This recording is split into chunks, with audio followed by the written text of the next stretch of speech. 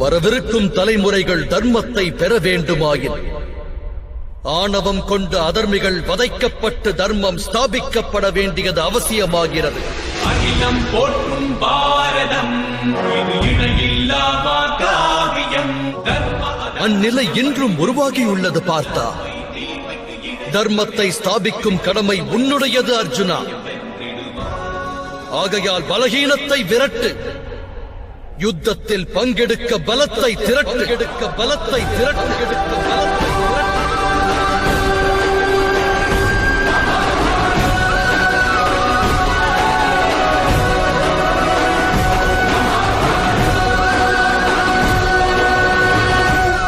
என்னுடைய இரு கரம் கொலைகளை புரிந்தால்,